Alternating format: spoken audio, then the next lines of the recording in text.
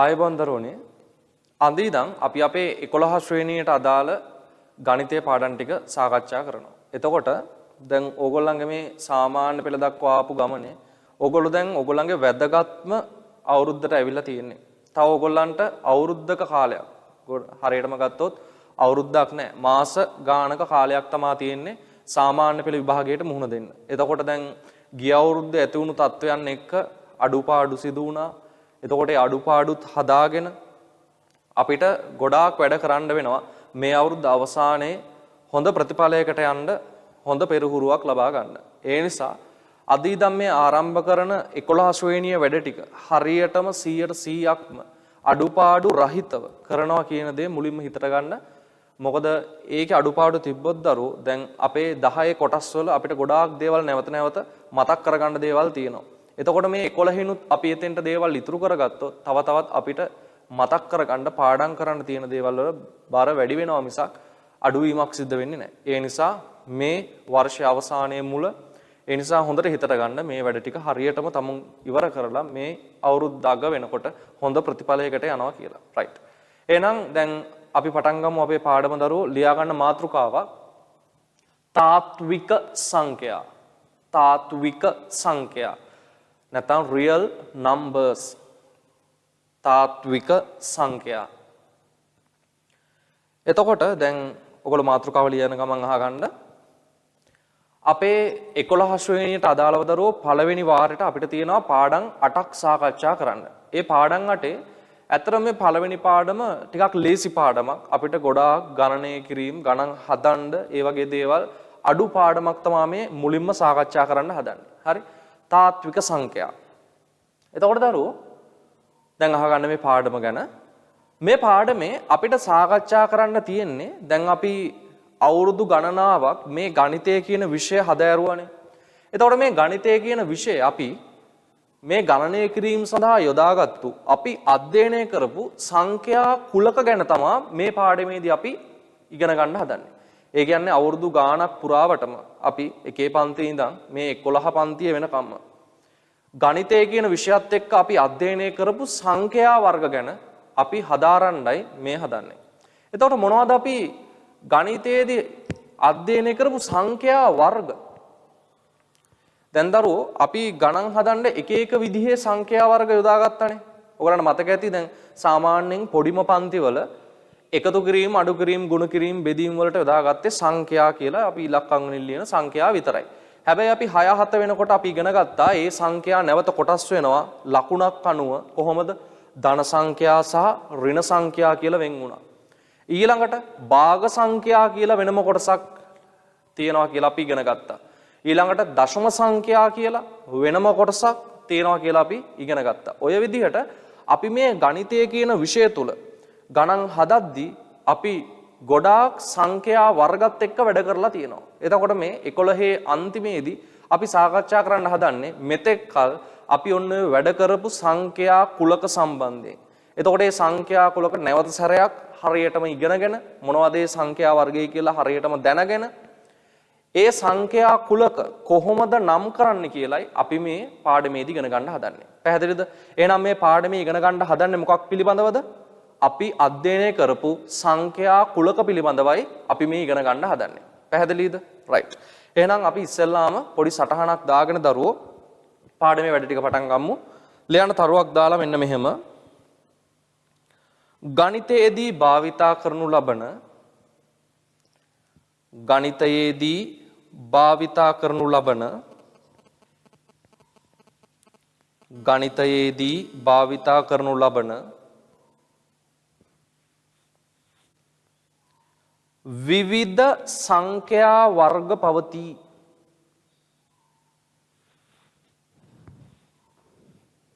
විවිධ සංඛ්‍යා වර්ග පවතී.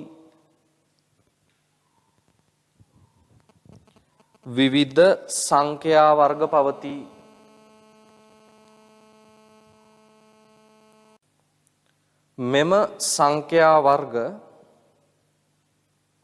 මෙම සංඛ්‍යා වර්ග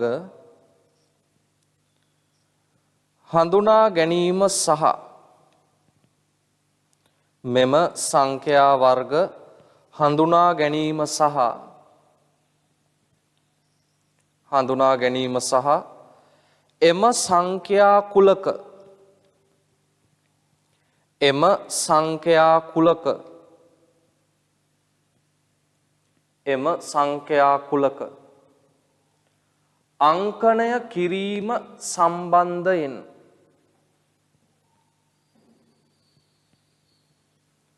එම සංඛ්‍යා කුලක අංකණය කිරීම සම්බන්ධයෙන්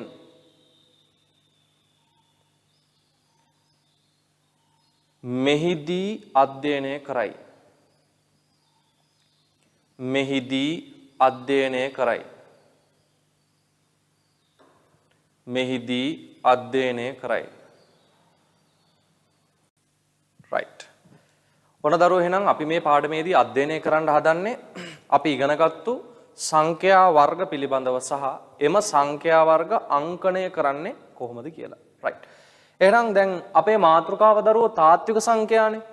ඇයි මේ වගේ මාතෘකාවක්? දැන් මීට කලින් මෙහෙම මාතෘකාවක් ඕගොල්ලෝ අහලා නැහැ.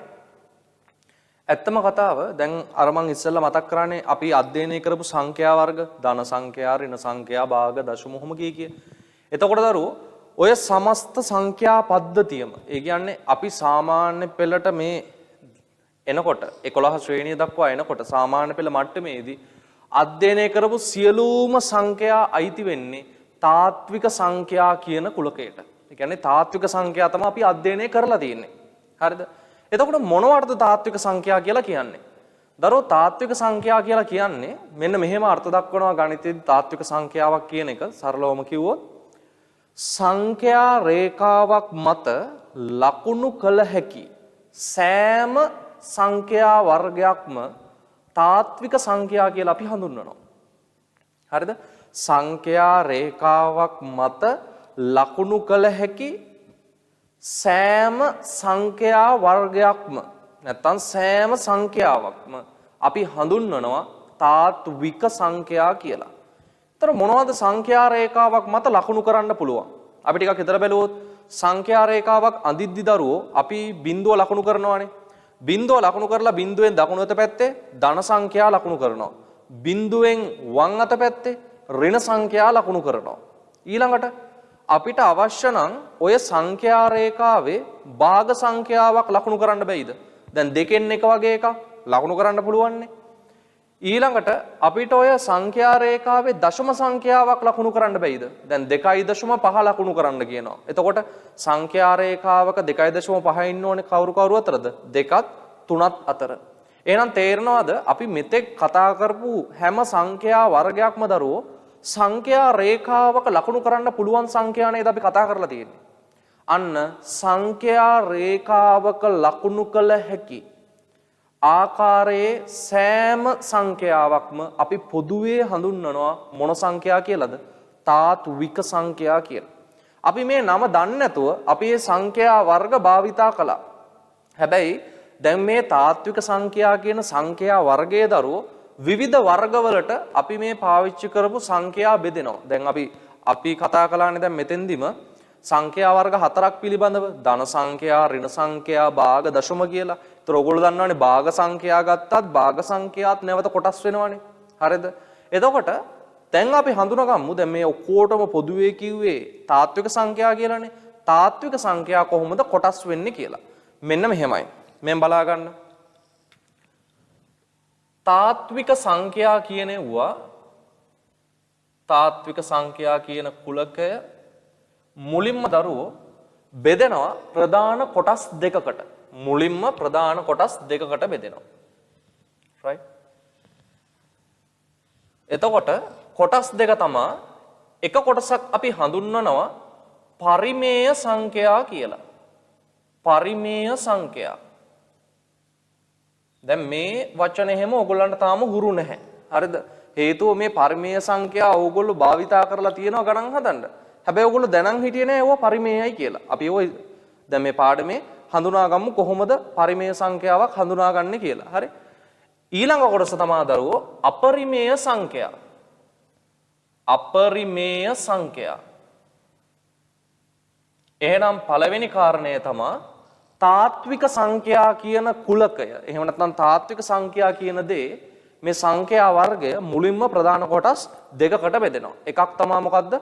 පරිමේය සංඛ්‍යා කියනෙවුවා. අනික තමයි අපරිමේය සංඛ්‍යා කියනෙවුවා. එතකොට අපි වැඩිපුරම මේ දෙකෙන් පාවිච්චි කරලා තියෙන්නේ මේ වෙනකොට පරිමේය සංඛ්‍යා කියනෙවුවා. තාම අපි අපරිමේය සංඛ්‍යා වලින් වැඩ කරලා නැහැ දරුවෝ. 11 ශ්‍රේණියේදී තමයි අපි අපරිමේය සංඛ්‍යා වලින් ගණිත කර්ම කරන්න හදන්නේ. එතකොට මෙන්න මේ පරිමේය සංඛ්‍යා ගොඩට අයිති වෙනවා මෙන්න මෙහෙම අය. මුලින්ම මේ පරිමේය සංඛ්‍යා කියන එකත් කොටස් දෙකකට බෙදෙනවා. එකක් තමයි නිකිල. මොනවද නිකිල කියලා කියන්නේ? නිකිල කියලා කියන්නේ අපි පූර්ණ සංඛ්‍යා භාවිතා කරන්නේ. පූර්ණ සංඛ්‍යා මතකයි නේද? 1 2 3 4 5 ඔය පූර්ණ සංඛ්‍යා භාග දශම නොවනෙව්ව අන්න ඕවා තමයි නිකිල කියලා හඳුන්වන්නේ. ඊළඟට අනිත් කොටස තමයි භාග. පූර්ණ සංඛ්‍යා නොවන අය භාග. අපි දැන් නිකිල වලින් වැඩ කරලා නැද්ද? අපි සංඛ්‍යා එකතු කරලා අඩු කරලා ගුණ කරලා බෙදලා තියෙනව නේද? ඊළඟට භාග සංඛ්‍යාත් එකතු කරලා අඩු කරලා ගුණ කරලා බෙදලා තියෙනව නේද? මෙන්න මේ දෙගොල්ලන්ට තමයි කියන්නේ මොනවා කියලාද? පරිමේය සංඛ්‍යා කියලා. එතකොට අපි පරිමේය සංඛ්‍යා වලින් තමයි වැඩ කරලා තියෙන්නේ. හරි? එතකොට මෙන්න මේ නිකිල කියන ඒවත් දරුවෝ ඊළඟට ආයේ කොටස් දෙකකට බෙදෙනවා. නිකිල කියන ඒවත් කොටස් දෙකයි. ඒ මොනවද? එකක් ධන නිකිල. එකක් තමයි මොකද්ද? ධන නිකිල. අනික තමයි ඍණ නිකිල.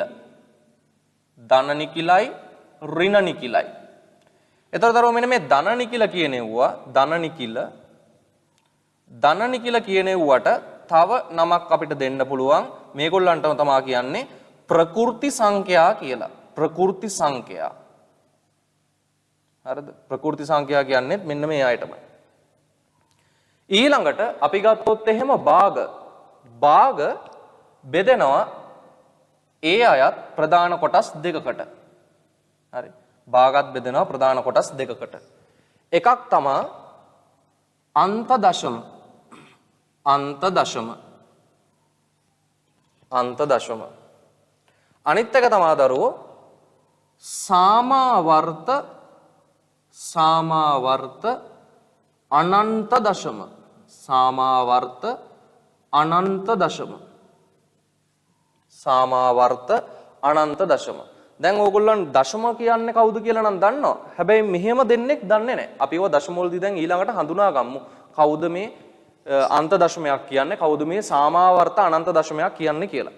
ඊළඟට මෙන්න මේ අපරිමේය කොටසට මම කියවනේ මේ කොටස අපි තාම කතා කරලා නැහැ. 11 දී තමයි කතා කරන්න කියලා. අපරිමේය කොටසට දරුවෝ අයිති වන එකම එක සංඛ්‍යා වර්ගයයි ඉන්නේ. ඒ තමයි සාමාවර්ත නොවන සාමාවර්ත නොවන අනන්ත දශම. සාමාවර්ත නොවන අනන්ත දශම තමයි මොනවලට අයිති වෙන්නේද? අපරිමේය සංඛ්‍යා වලට අයිති වෙන්නේ. එහෙනම් දැන් අපි මේ සාමාන්‍ය පෙළ මට්ටමේදී දරුවෝ මෙන්න මේ වගේ සංඛ්‍යා වර්ග ගණනාවක් අධ්‍යයනය කරලා තියෙනවා. හරිද? අපි දශම වලින් ගණන් හදලා නැද්ද? දශම වලින් ගණන් හදලා තියෙනවානේ. ඒතකොට අපි දැනන් හිටියේ නෑ ඇත්තටම සාමාවර්ත කියලා එව්වයි මේ අන්ත දශම කියලායි කොටස් තියෙනවා කියලා. හැබැයි අපි මේ ගණන් හදපු දශම සංඛ්‍යා අතර මේ වර්ග තිබුණා. එතකොට දශම වලින් අපි ගණන් හදලා තියෙනවා. ඊළඟට භාග වලින් අපි ගණන් හදලා තියෙනවානේ. දරුවෝ නිකිල කියලා කියන්නේ පූර්ණ සංඛ්‍යා. ඒ කියන්නේ භාග නොවන සංඛ්‍යා අපි ගණන් කරන්න ගන්න 1 2 3 4 ওই විදිහට ඍණ 1 ඍණ 2 ওই විදිහට. අන්න ඒ අය. අපි ඒ අයගෙන් ගණන් හදලා තියෙනවානේ. ධන සංඛ්‍යා ඍණ සංඛ්‍යා එකතු කරලා තියෙනවා, අඩු කරලා තියෙනවා, ගුණ කරලා තියෙනවා, බෙදලා තියෙනවා. එතකොට මේ කියන මුළු සමස්තයටම තමා කියන්නේ මොන සංඛ්‍යා කියලාද? පරිමේය සංඛ්‍යා කියලා. එහෙනම් අපි මෙතෙක් කල් ගණන් හදලා තියෙන්නේ මොන සංඛ්‍යා වලින්ද? පරිමේය සංඛ්‍යා වලින් තමයි ගණන් හදලා තියෙන්නේ. එතකොට අපි මෙන්න මෙයා ගැන තාම අධ්‍යයනය කරලා නැහැ. අපරිමේය සංඛ්‍යා ගැන. ඒක තමයි දැන් අපි 11 දී අධ්‍යයනය කරන්න හදන්නේ. හරිද? එතකොට මේ කතා කරන ඔක්කොම ටික තමා හඳුන්වන්නේ මොනවා කියලාද? තාත්වික සංඛ්‍යා කියලා. මේ සියලුම දෙනා දරුවෝ මොකක් මත ලකුණු කරන්න පුළුවන්ද? සංඛ්‍යා රේඛාවක් මත ලකුණු කරන්න පුළුවන්. එතකොට මෙන්න මේ සංඛ්‍යා කුලකවල මේ ප්‍රධාන කුලකවල දරුවෝ හඳුන්වන්න අංකණය සඳහා සංකේත තියෙනවා. තාත්වික සංඛ්‍යා කියන සංඛ්‍යා කුලකය අපි මෙන්න මෙහෙම සංකේතයකින් අංකණය කරනවා. ඊළඟ පරිමේය සංඛ්‍යා වලට ගන්නවා Q කියන අක්ෂරය. පරිමේය. එතකොට අපරිමේය සංඛ්‍යාවලදී පරිමේය නොවන කියන අදහසින් Q dash කියලා ගන්නවා. Q dash. ඊළඟ නිකිල වලදී අපි භාවිතා කරනවා capital Z කියන කෙනා. දැන් බලන්න මේ හැම අක්ෂරයකම මම යම් තැනක් ඩබල් ලයින් කරනවා. ඒ කියන්නේ ඉරි දෙකක් යොදනවා. ඒ සංඛ්‍යා කුලකයක් සාමාන්‍යයෙන් දක්වද්දී විශේෂිත සංකේතයකින් තමයි දක්වන්නේ. හරි? ඒ නිසායි එහෙම කරන්නේ. දැන් මෙතන Z වල, මෙතන Q වල, ඊළඟ R වල මේ විදිහට. ඊළඟට දරුවෝ මේ ප්‍රකෘති සංඛ්‍යා කියන ඒවා n වලින් සංකේතවත් කරනවා. ඊළඟට ධන නිකිල අපිට පුළුවන් Z ධන කියලා නම් කරන්න, ඍණ නිකිල Z ඍණ කියලා නම් කරන්න. ඔන්න ඔහොම නම් වෙනවා. හරිද? එහෙනම් මෙන්න මේ chart එකේ ලියලා තියෙන හැම සංඛ්‍යා කුලකයක්ම අපි මෙතෙන්දී හඳුනා ගන්නවා. හරිද? මේ හැම සංඛ්‍යා වර්ගයක් ගැනම අපි හඳුනා ගන්නවා. එහෙනම් මේ සංඛ්‍යා වර්ග ඔක්කොටම පොදුවේ කියන නම තමයි මොකද්ද? තාත්වික සංඛ්‍යා කියලා කියන්නේ. එහෙනම් මොකද්ද තාත්වික සංඛ්‍යාවක් කියලා කියන්නේ? සංඛ්‍යා රේඛාවක් මත ලකුණු කළ හැකි සංඛ්‍යාවකට. හරිද? right. එහෙනම් අපි පොඩි සටහනක් දාගමු. ලියන්න දරුවෝ මෙන්න මෙහෙම. සංඛ්‍යා රේඛාවක් මත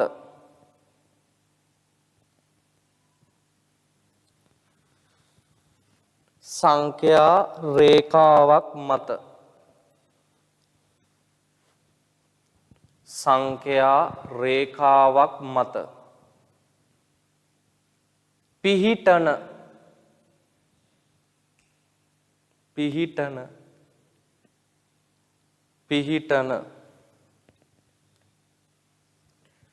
සියලුම සංඛ්‍යා පිහිටන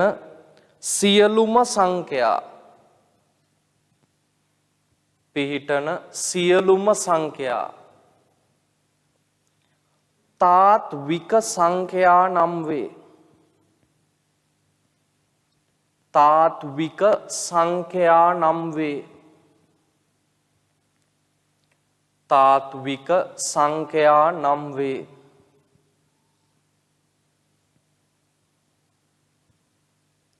ඊළඟට රූලක් කරලා ලියන්න. තාත්වික සංඛ්‍යා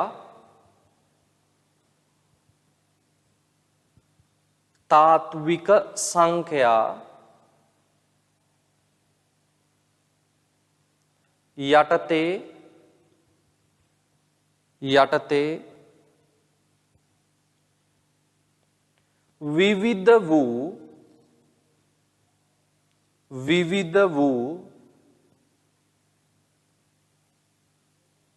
විවිධ වූ සංඛ්‍යා කුලක පවතී. විවිධ වූ සංඛ්‍යා කුලක පවතී. විවිධ වූ සංඛ්‍යා කුලක පවතී.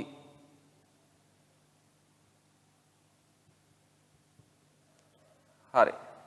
එහෙනම් දරුවෝ තේරුම් ගන්න තාත්වික සංඛ්‍යාවක් කියලා කියන්නේ සංඛ්‍යා රේඛාවක් මත ලකුණු කරන්න පුළුවන්. එහෙම නැත්නම් පිහිටන සියලුම අගයන් වලට. එතකොට තාත්වික සංඛ්‍යා තමයි අපි සාමාන්‍ය පෙළ දක්වා මේ ආපු ගමන තුල අධ්‍යයනය කරලා තියෙන්නේ. ඒතර තාත්වික සංඛ්‍යා ඔය පේන chart එක විදිහට ප්‍රධාන කොටස් දෙකකට බෙදෙනවා. පරිමේය සහ අපරිමේය කියලා. ඒතර පරිමේය සංඛ්‍යා කියලා අපි හඳුන්වන්නේ අපි ඔය මුලින් ශ්‍රේණිවලදී අධ්‍යයනය කරපු පූර්ණ සංඛ්‍යා, ඒ කියන්නේ නිකිල, ඊළඟට භාග සංඛ්‍යා සහ දශම කියන කොටස් ටික. ඊළඟට අපරිමේය සංඛ්‍යා තමයි අපි 11 දී අධ්‍යයනය කරන්න හදන්නේ. right. එහෙනම් දැන් ඔයගොල්ලන්ගේ සටහනට මෙන්න මේ බෝඩ් එකේ දක්වලා තියෙන chart එක ඔය විදිහටම පැහැදිලිව ඔතෙන්ට ලියා ගන්න. එතකොට දරුවෝ දැන් ඕක ලියද්දී ඇතැම් අයට ඉක්මනින් ඕක ලියන්න පුළුවන්, සමහරුන්ට ටික වෙලාවක් යනවනේ. ඒ නිසා දැන් ඔතනින් වීඩියෝ එක ටික කර නතර කරලා තමුන්ට අවශ්‍ය කාලය අරගෙන ඔය chart එක පිළිවෙලට පැහැදිලිව සටහනේ ලියාගෙන ඉන්න. ඊළඟට අපි කතා කරමු මේ chart එකේ දක්වලා තියෙන එක් එක් කුලක වර්ග පිළිබඳව එක් එක් සංඛ්‍යා වර්ග පිළිබඳව වෙන වෙනම අරන් ඒ සංඛ්‍යා වර්ග වල ලක්ෂණ සහ ඒවා හඳුනාගන්නේ කොහොමද කියලා.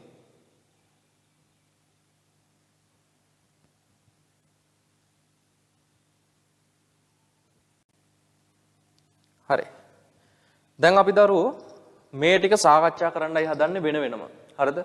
එතකොට දැන් අපේ ප්‍රධාන අරමුණ තමයි මෙන්න මෙයා ගැන ඉගෙන ගැනීම. අපරිමේය සංඛ්‍යා ගැන ඉගෙන ගැනීම. ඊළඟට අපි ওই අපරිමේය සංඛ්‍යා එකතු කරනවා, අඩු කරනවා, ඊළඟට ಗುಣ කරනවා සහ බෙදීම කරනවා. හරි? එතකොට අපි මේක සාකච්ඡා කරන්න පටන් ගමු මෙන්න මේ අවසානයේ. අපි ඉස්සෙල්ලාම මෙන්න මේ ප්‍රකෘති සංඛ්‍යා ගැන ඉගෙන ගමු. ඊළඟට නිකිල ගැන කතා කරමු, භාග ගැන, දශම ගැන. ඊළඟට අපි යමු අපරිමේය සංඛ්‍යා වලට. හරි. එහෙනම් පළවෙනි මාතෘකාව ලියා ගන්න. පළවෙනි මාතෘකාව විදිහට ප්‍රකෘති සංඛ්‍යා කියලා ලියා ගන්න. එහෙනම් දරුවෝ දැන් මාතෘකාව ලියා ගන්න අංක 1 ප්‍රකෘති සංඛ්‍යා කියලා. දැන් අපි ඉස්සෙල්ලාම කතා කරන්න හදන්නේ අපි අර දැන් chart එකක් යන්දානේ. ඒ chart එකේ යටම කෙලවරේම තියෙන කුඩාම සංඛ්‍යා වර්ගයක් තමයි මේ අපි ඉගෙන ගන්න හදන්නේ. ඇත්තට මේක අපි භාවිතා කරලා තියෙනවා. ඒ භාවිතා කලේ මෙව්වයි කියලා හඳුනා ගන්නයි මේ හදන්නේ. හරි? රයිට්. ප්‍රකෘති සංඛ්‍යා කියන්නේ මොනවටද? ප්‍රකෘති සංඛ්‍යා කියලා කියන්නේ දරුවෝ දැන් අපි ඔය ගණිතයේදී කියන්නේ සාමාන්‍ය විවහාරයේ ගණින සංඛ්‍යා කියලා. ගණින සංඛ්‍යා. ඒ කියන්නේ දැන් අපි යම් දෙයක් ගණන් කරනවා නම් අපි භාවිතා කරන සංඛ්‍යා ටිකක් තියෙනව නේද? දැන් අපි ගණන් කරද්දී දැන් හිතන්නකො මෙහෙම පන්තියක ඉන්න ළමයි ගාන ගණන් කරන්න කියලා කියනවා. එතකොට භාග සංඛ්‍යා, දශම සංඛ්‍යා අපි යොදා ගන්නවද? නෑනේ. හරිද? එතකොට අපි යොදාගන්නේ සාමාන්‍යයෙන් අර එකේ ඉඳන් ධන එකේ ඉඳන් අපි ඍණ සංඛ්‍යා වලින් ගණන් කරන්නේත් නෑනේ. ධන එකේ ඉඳන් ඉදිරියට තියෙන පූර්ණ සංඛ්‍යා ටිකනේ භාවිතා කරන්නේ. ඔන්න ඔය එකේ සිට ඉදිරියට තියෙන පූර්ණ සංඛ්‍යා වලට තමයි අපි ගණිතයේදී කියන්නේ ප්‍රකෘති සංඛ්‍යා කුලකය කියලා. හරි? ප්‍රකෘති සංඛ්‍යා. මෙයාව අපි අංකණය කරද්දී මෙයාට දෙනවා n කියන අක්ෂරය නම් කරන්න. එතකොට ප්‍රකෘති සංඛ්‍යා කියලා කියන්නේ දරුවෝ ධන එකේ සිට මෙයාට බිඳුවයි ති නැහැ. ධන එකේ සිට ඉදිරියට පවතින ධන පූර්ණ සංඛ්‍යා වලට තමයි අපි කියන්නේ මොනවා කියලාද? ප්‍රකෘති සංඛ්‍යා කියලා. එතකොට අපි සාමාන්‍යයෙන් මෙහෙම මතක තියාගමුකෝ. ගණන් කිරීම සඳහා නැත්නම් ගණින සංඛ්‍යා වලට තමයි කියන්නේ මොනවා කියලාද? ප්‍රකෘති සංඛ්‍යා කියලා. එතකොට අපිට ප්‍රකෘති සංඛ්‍යා කුලකය මෙන්න මේ විදිහට ලියා දක්වන්න පුළුවන්. මෙයා නම් කිරීම දැම්මා n. එතකොට මෙයාට අයිති දරුවෝ 1 2 3 4 5 යනාදී වශයෙන් ධන පූර්ණ සංඛ්‍යා සියල්ලම අයිති. ඒ නිසා මම අගට මෙන්න එහෙම 33ක් දානවා ඉදිරියටත් ඔය කුලකය පවතිනවා කියලා දක්වන්න. එතකොට ඔයගොල්ලන්ට මතක ඇතිනේ ඔයගොල්ලෝ එක ශ්‍රේණියේ ඉඳන් කතා කරලා තියෙන්නේ මොන සංඛ්‍යා ගැනද? මෙන්න මේ ප්‍රකෘති සංඛ්‍යා ගැන තමයි අපි මුලින්ම ඉගෙනගෙන තියෙන්නේ අපේ ජීවිතේ. හරි. එහෙනම් අපි මේ ගැන සටහනක් දාගමු. ලියන තරුවක් දාලා ওই මාතෘකාව යටතේ සාමාන්‍ය විවහාරයේදී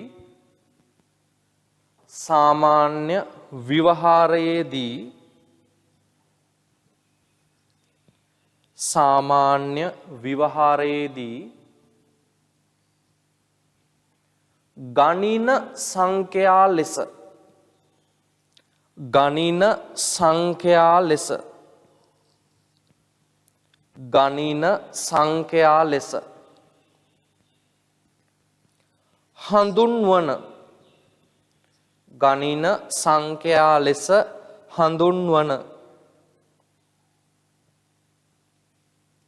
හඳුන්වන එකේ සිට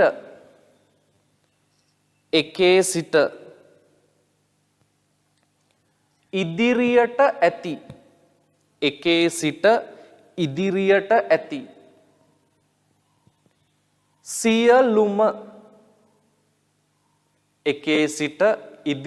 ඇති සියලුම ධන පූර්ණ සංඛ්‍යා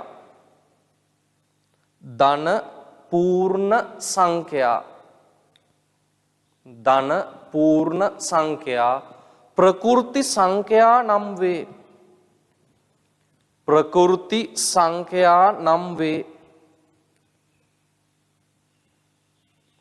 ප්‍රකෘති සංඛ්‍යා නම් වේ. ඊළඟ රූලක් කරලා ලියන්න දරුවෝ. ප්‍රකෘති සංඛ්‍යා කුලකය ප්‍රකෘති සංඛ්‍යා කුලකය ප්‍රකෘති සංඛ්‍යා කුලකය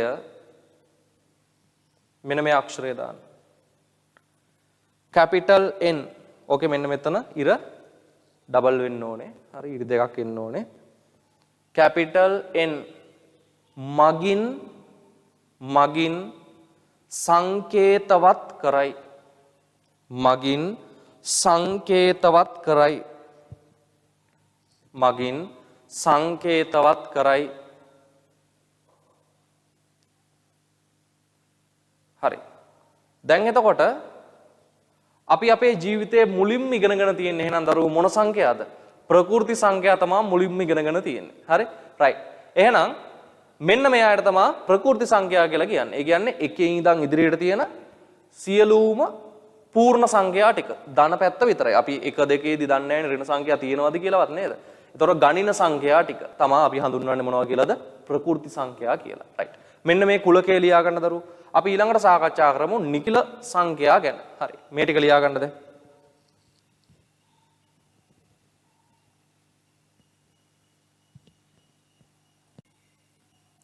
right. දැන් ඕක ලියාගත්තා නම් දරුවෝ අපි යමු අපේ දෙවෙනි මාතෘකාවට. දැන් මෙතෙන්ට බිඳුව අයත් නොවෙන්නේ. දැන් අපි ප්‍රකෘති සංඛ්‍යා කිව්වේ ගණන සංඛ්‍යා වලටනේ. අපි ගණන් කරද්දි බිඳුව 1 2 ඔහොම ගණන් කරන්නේ නැහැ නේ. 1 2 3 ඔහොමනේ ගණන් කරන්නේ. ඒ හින්දා මෙතෙන්ට බිඳුව අයත් වෙන්නේ නැහැ. ඊළඟට දැන් අපි ඔහොම ওই සංඛ්‍යා එක්ක ගණන් හදන් ඇවිල්ලා 6 දී ඉගෙන ගත්තා මේ සංඛ්‍යා නැවත කොටස් දෙකකට බෙදෙනවා. ඒගොල්ලන්ගේ දිශාව අනුව කියලා මතකද? සදිශ සංඛ්‍යා කියලා ඉගෙන ගත්තේ. එතෙන්දී ඔය සංඛ්‍යා කොටස් වුණා කොහොමද? ධන සංඛ්‍යා සහ ඍණ සංඛ්‍යා විදිහට. අන්න ඒ සංඛ්‍යා කුලකයට තමයි දරුවෝ කියන්නේ නිකිල කියලා. එහෙනම් ලියන්න දෙවන මාතෘකාව නිකිල සංඛ්‍යා. නිකිල සංඛ්‍යා. එතකොට නිකිල සංඛ්‍යා අපි සංකේතවත් කරනවා. දැන් ප්‍රකෘති සංඛ්‍යා n වලින්නේ. නිකිල සංඛ්‍යාවක් අපි සංකේතවත් කරනවා. නැත්නම් සංඛ්‍යා කුලකයේ සංකේතවත් කරනවා කැපිටල් Z වලින්. Capital Z. එයාගෙත් මෙන්න මෙතන රේඛා දෙකක්. හරි? රයිට්. එහෙනම් මාතෘකාව දාගන්න නිකිල සංඛ්‍යා. දැන් ඔයගලන්ට තේරෙනවද මේක මේ පාඩම ගොඩනැගිලා තියෙන විදිය? අපි මුලින්ම කතා කරේ ප්‍රකෘති සංඛ්‍යා ගැන. ඒවා තමයි අපි මුලින්ම ඇත්තටම අධ්‍යයනය කරලා තියෙන්නේ. ඊළඟට අපි 5න් 6ට ආවට පස්සේ 6 ඉඳන් ඉගෙන ගත්තා මේ සංඛ්‍යාත් නැවත මොකද වෙන්නේ?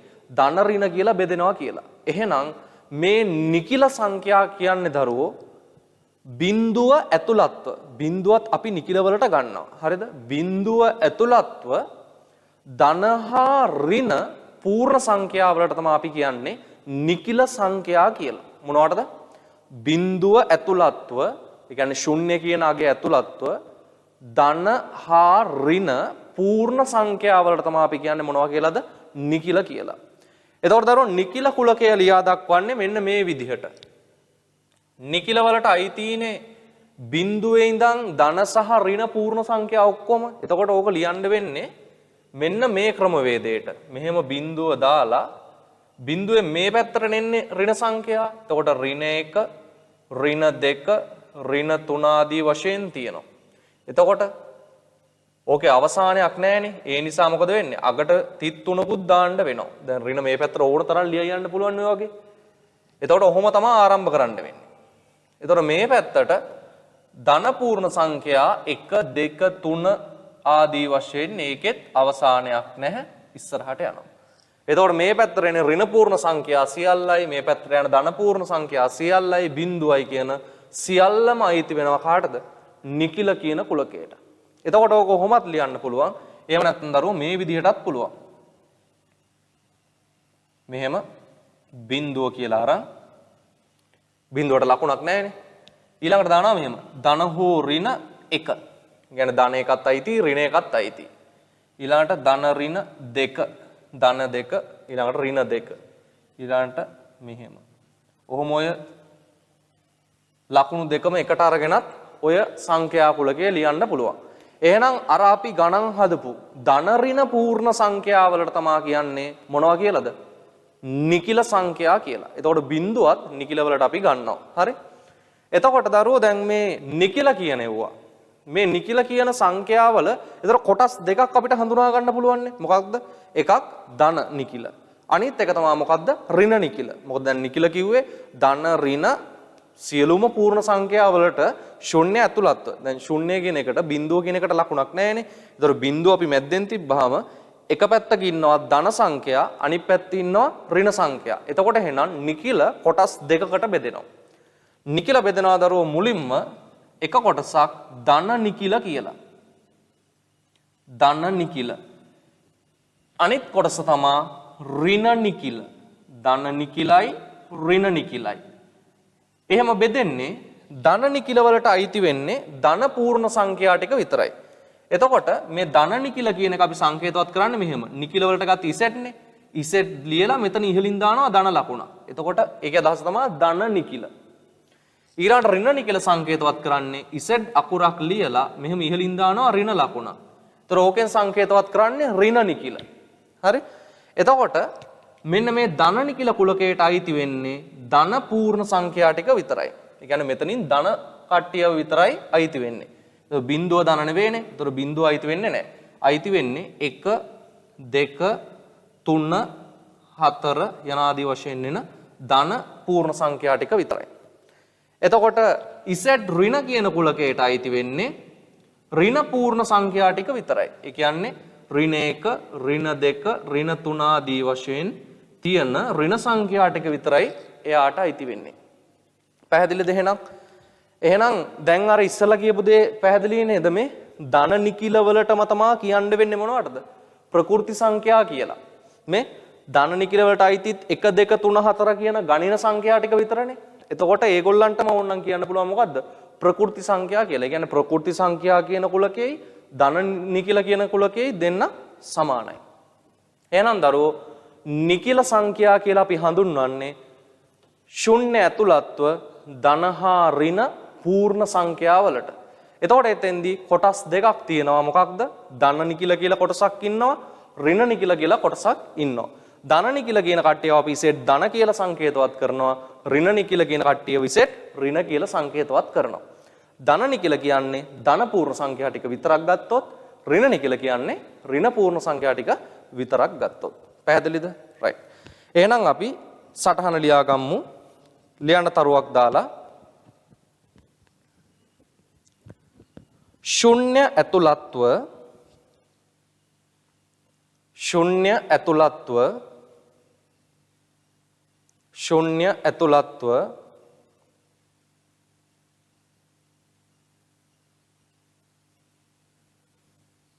ධන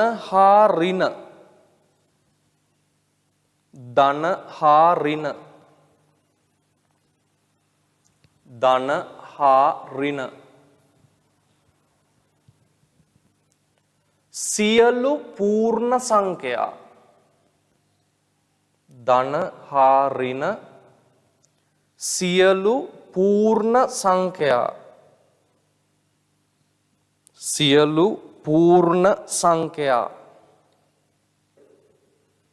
සියලු පූර්ණ සංඛ්‍යා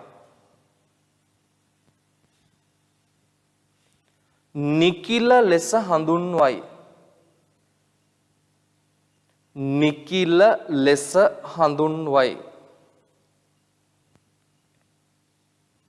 නිකිල ලෙස හඳුන්වයි.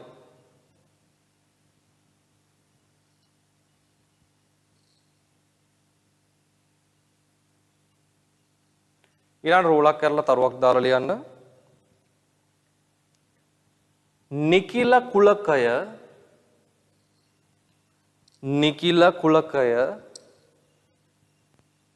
නිකිල කුලකය මෙන්න මේ සංකේතය දාන දරුවෝ. ඉසෙට් නිකිල කුලකය ඉසෙට් මගින් සංකේතවත් කරයි. මගින් සංකේතවත් කරයි. සංකේතවත් කරයි. ඊළඟට මෙන්න මේ කුලක දෙක. ඔතෙන්ට ලියා ගන්න මේගොල්ලෝ තමයි නිකිල කුලක කියලා අපි හඳුන්වන්නේ. හරි? මෙන්න මේ කුලක දෙක ලියා ගන්න දැන්.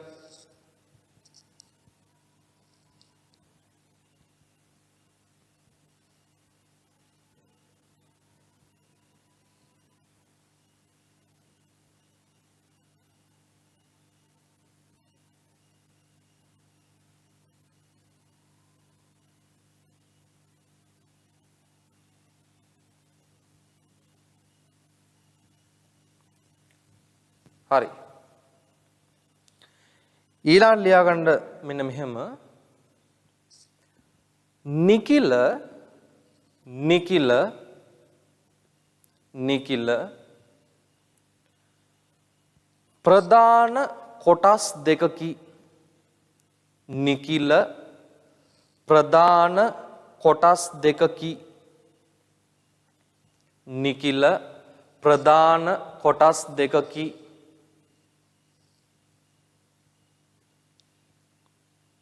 ලියා ගන්න ළමයි 1 2 කියලා දාලා අංක 1 ධන නිකිල අංක 1 ධන නිකිල ධන නිකිල කියන එකේ වරන් ඇතුළේ දාන්න සංකේතය z ධන ධන නිකිල. ඊළඟට අංක 2 ඍණ නිකිල ඍණ නිකිල ඍණ නිකිල කියලා කියන්නේ z ඍණ z ඍණ z ඍණ.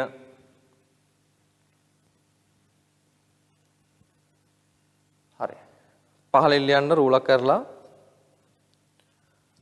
සියලු ධන පූර්ණ සංඛ්‍යා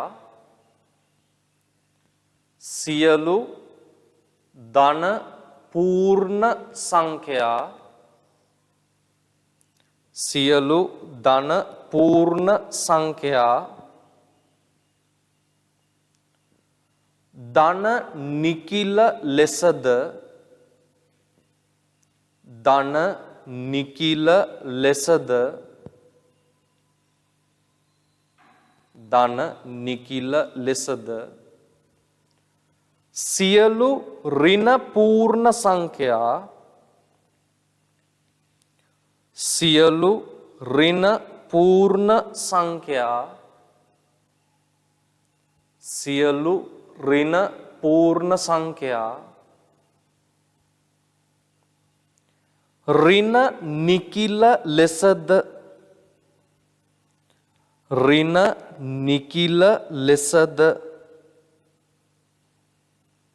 ඍණ නිකිල ලෙසද හඳුන්වයි හඳුන්වයි හඳුන්වයි. හරිද? එහෙනම් දරුවෝ නිකිල කියලා කියන්නේ බිංදුව ඇතුළත්ව ධන හා ඍණ කියන පූර්ණ සංඛ්‍යා සියල්ලටම. එහෙනම් ඒගොල්ලෝ කොටස් දෙකකට බෙදෙනවා ධන නිකිල සහ ඍණ නිකිල කියලා. දැන් ඔයගොල්ලෝගේ සටහනට මෙන්න එහෙම ඉසෙට් ධන කියලා දාලා මේ ටික ලියා ගන්න. ඊළඟට ඉසෙට් ඍණ කියලා දාලා මේ ටික ලියා ගන්න. හරි? ඔන්න එහෙනම් අපි ප්‍රකෘති සංඛ්‍යා ගැන සහ නිකිල ගැන කතා කළා. අපි ඊළඟට කතා කරමු දරුවෝ භාග සංඛ්‍යා සම්බන්ධයෙන්. හරි? රයිට්. එහෙනම් දැන් සටහනේ මෙන්න මේ කොටස් දෙක ලියා ගන්න.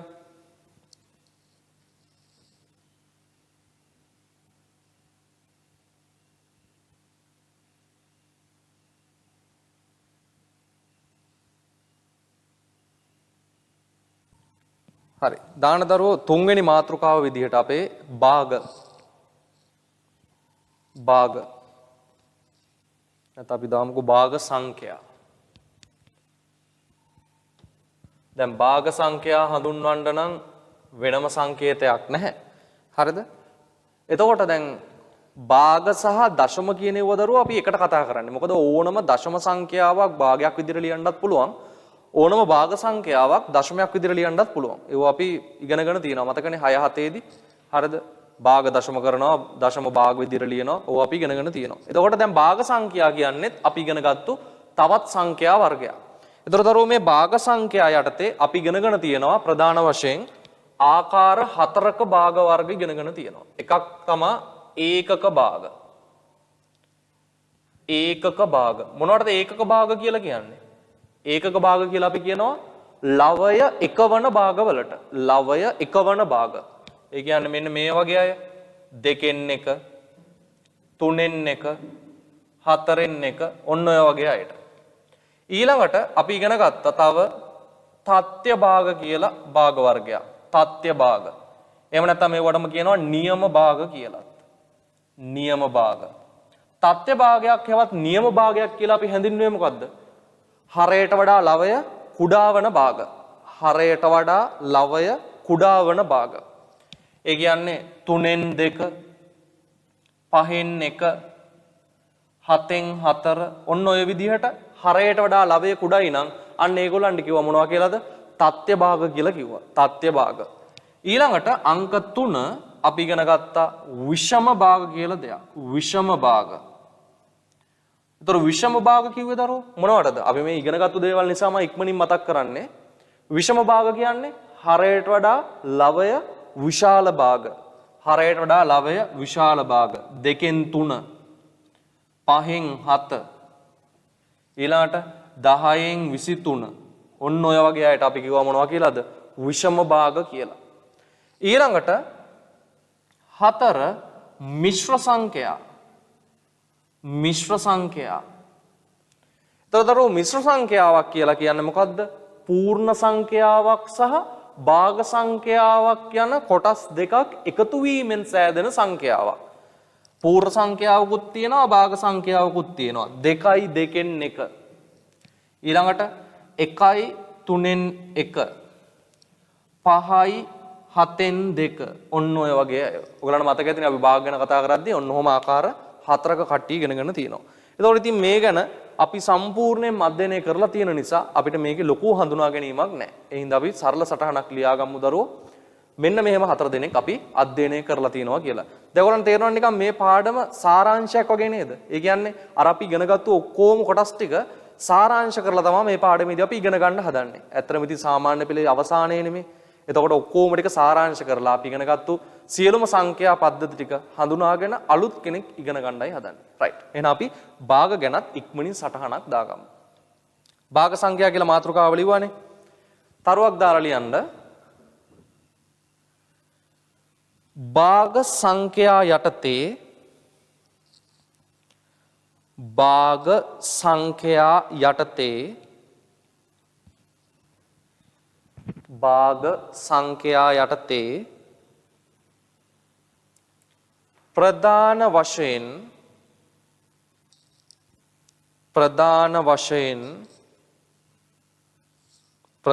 වශයෙන් භාග වර්ග 4ක් පිළිබඳ භාග වර්ග 4ක් පිළිබඳ භාග වර්ග 4ක් පිළිබඳ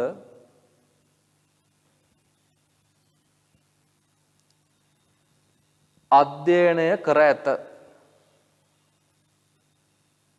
අධ්‍යයනය කර ඇත.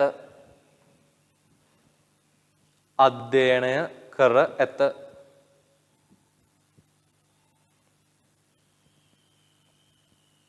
හරිද? රයිට්. අපි මෙන්න මේ ටික ලියාගමු දරුවෝ. ලියන්න අංක 1 කියලා දාලා ඒකක භාග. අංක 1 ඒකක භාග. ඒකක භාග. ඉදිරියෙන් ලියන්න සටහන ඒකක භාග කියලා දාලා ලවය 1 වන භාග. ලවය 1 වන භාග. ලවය 1 වන භාග. ලවය එක වන භාග. ලියන්න උදාහරණයක්. දෙකෙන් එක, තුනෙන් එක, ඊළඟට හතරෙන් එක, පහෙන් එක ඕන තරම් ගන්න පුළුවන්. ලව එක නම් ඒකක භාග.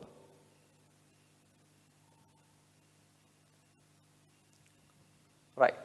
ඊළඟට දාන්න අංක දෙක තත්ත්‍ය භාග. තත්ත්‍ය භාග. එහෙම නැත්නම් ඕවටම කියනවා නියම භාග. තත්ත්‍ය භාග එහෙම නැත්නම් නියම භාග.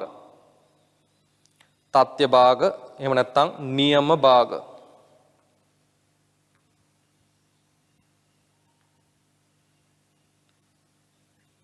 හරි. දරුවෝ තත්ත්‍ය භාගයක් එහෙම නැත්නම් නියම භාගයක් කියලා කියන්නේ මොකක්ද? හරයට වඩා ලවය කුඩා වන භාග. එහෙනම් ලියන්න ඉදිරියෙන් හරයට වඩා ලවය හරයට වඩා ලවය කුඩා වන භාග. හරයට වඩා ලවය කුඩා වන භාග. කුඩා වන භාග. හරි. එතෙන්ටත් උදාහරණ කිහිපයක් ලියන්න. හරයට වඩා ලවය කුඩා වන භාග. උදාහරණ 3ක් 4ක් ලියන්න. හරි. මේවම වෙන්න අවශ්‍ය නැහැ. ඕගොල්ලන්ට කැමති එකක් ලියන්නත් පුළුවන්.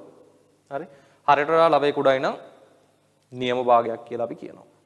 එතකොට දරුවෝ මේ ඒකක භාගත් නියම භාගම තමයි. මොකද හරයට වඩා ලවය කුඩායිනේ. ඒ නිසා නියම භාග කියන්නේත් ඒකක භාග වර්ගයක්මයි. ඊළඟට දාන්න අංක 3 විෂම භාග. විෂම භාග.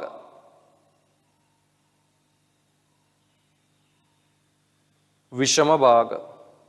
ඒතර විෂම භාගයක් කියන්නේ මොකද්ද? අර ඉස්සෙල්ලා කියපු දේ අනිත් පැත්ත. මොකද්ද ඉස්සෙල්ලා කිව්වේ?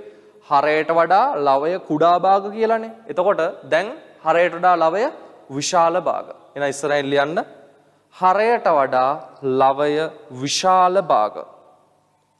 හරයට වඩා ලවය විශාල භාග. හරයට වඩා ලවය විශාල භාග. ලියා ගන්න ඔන්න ඔය උදාහරණ 3.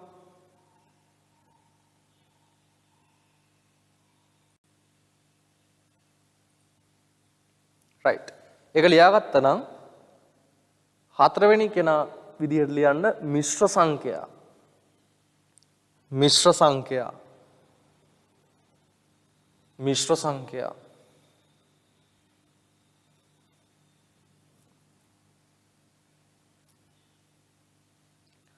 ලියන්න ඉස්සරහින් පූර්ණ සංඛ්‍යාවක් සහ පූර්ණ සංඛ්‍යාවක් සහ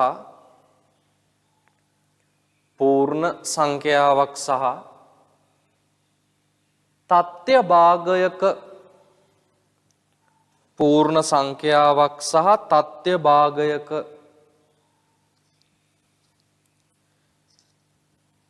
එකතුවෙන් සෑදෙන සංඛ්‍යා.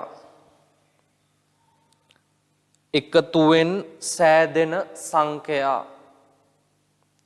පූර්ණ සංඛ්‍යාවක් සහ තත්ත්‍ය භාගයක එකතුවෙන් සෑදෙන සංඛ්‍යා. එකතුවෙන් සෑදෙන සංඛ්‍යා. එතකොට දරුවෝ මිශ්‍ර සංඛ්‍යාවක් කියන්නේ මෙන්න මේ වගේ පූර්ණ සංඛ්‍යාවක් සහ මෙතෙන්ට එන්නේ තත්ත්‍ය භාගයක්. ඒ කියන්නේ ඒකක භාග කියන්නේ තත්ත්‍ය භාග වලට අයිතිනේ. ඒතකොට තත්ත්‍ය භාගයක් තමයි එන්න ඕනේ. විෂම භාග එන්න බෑ. ඔතෙන්ටත් උදාහරණ ඔන්න ඔය 3 ලියලා දාන්න.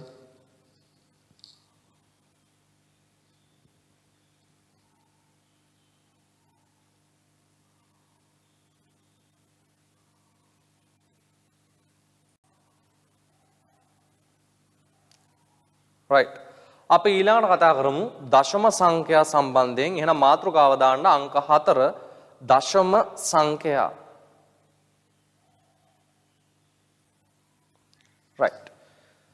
අංක 4 දශම සංඛ්‍යා. දැන් අපි දශම සංඛ්‍යා ගැනත් ඉගෙනගෙන තියෙනවනේ.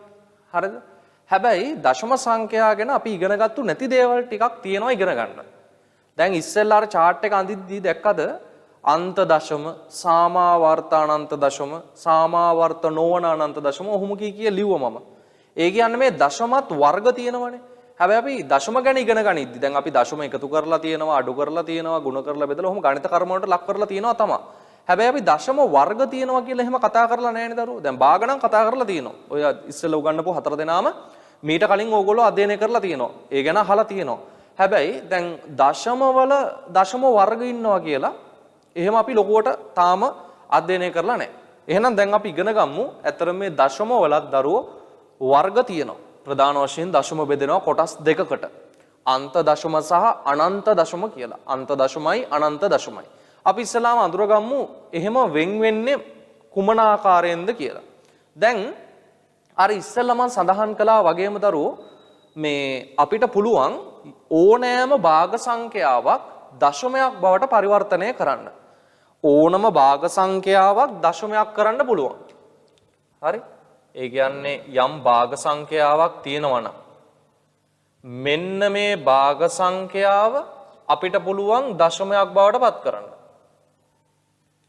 ඕනම භාග සංඛ්‍යාවක් දශමයක් බවට පත් කරන්න පුළුවන්. හරි. එතකොට ඒක කරන්නේ මෙන්න මෙහෙමයි. භාග සංඛ්‍යාවක් දශමයක් කරද්දී අපි කරන්නේ දැන් දරුවෝ භාග සංඛ්‍යාවක තියෙනවනේ කොටස් දෙකක් හරයක් සහ ලවයක් විදිහට. එතකොට අපිට යම්කිසි භාග සංඛ්‍යාවක් අවශ්‍ය නම් දශමයක් විදිහට යම්කිසි භාග සංඛ්‍යාවක් අපිට හරව ගන්න ඕනේ නම් දශම සංඛ්‍යාවක් විදිහට අපි කරන්න ඕනේ අදාළ භාග සංඛ්‍යාවේ ලවය අදාළ භාග සංඛ්‍යාවේ ලවය බෙදන්න ඕනේ අදාළ භාග සංඛ්‍යාවේ ලවය බෙදන්න ඕනේ හරයෙන්.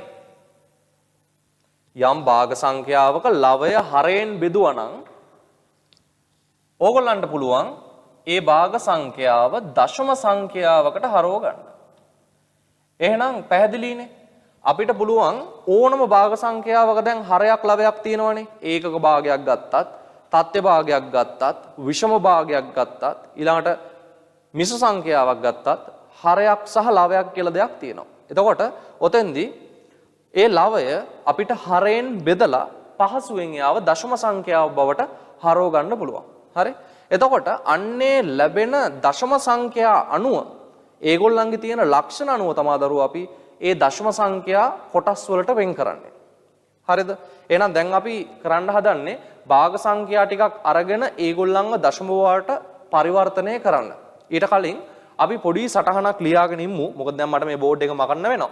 ඒ නිසා මේ ටික සටහන් කරගෙන ඉමු. හරි? රයිට්. දශම සංඛ්‍යා කියලා මාතෘකාව දැම්මානේ. ඒකේ තරුවක් දාලා ලියන්න මෙන්න මෙහෙම. භාග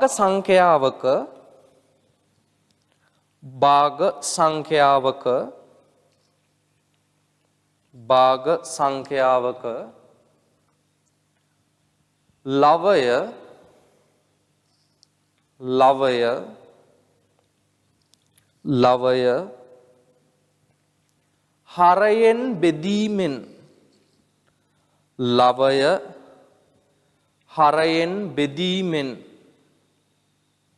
ලවය හරයෙන් බෙදීමෙන්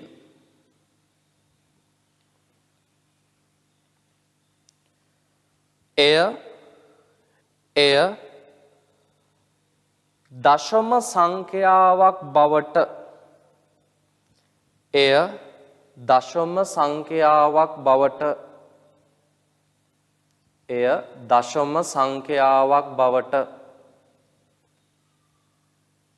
පරිවර්තනය කළ හැක. එය දශම සංඛ්‍යාවක් බවට පරිවර්තනය කළ හැක. එය දශම සංඛ්‍යාවක් බවට පරිවර්තනය කළ හැක. හරිද? රයිට්. එතකොට මෙන්න මේ දේ තමයි සිද්ධ වෙන්නේ. භාග සංඛ්‍යාවක් තියෙනවා. එයාගේ ලවය අපි හරයෙන් බෙදනවා. එතකොට එයා පරිවර්තනය වෙනවා මොකේකටද? දශම සංඛ්‍යාවකට.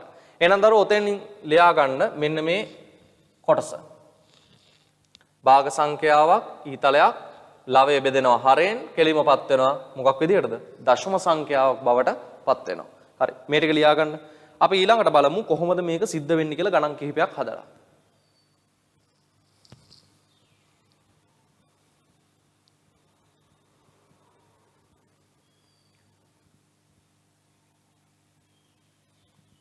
භාග සංඛ්‍යාව ඊළඟට මොකද වෙන්නේ? ලවය බෙදෙනවා හරයෙන්. එතකොට එයාපත් වෙනවා දශම සංඛ්‍යාවකට. හරිනේ. right. දැන් අපි බලමු ගණන් කිහිපයක් අරගෙන කොහොමද මේ කියන කාරණාව සිද්ධ වෙන්නේ කියලා.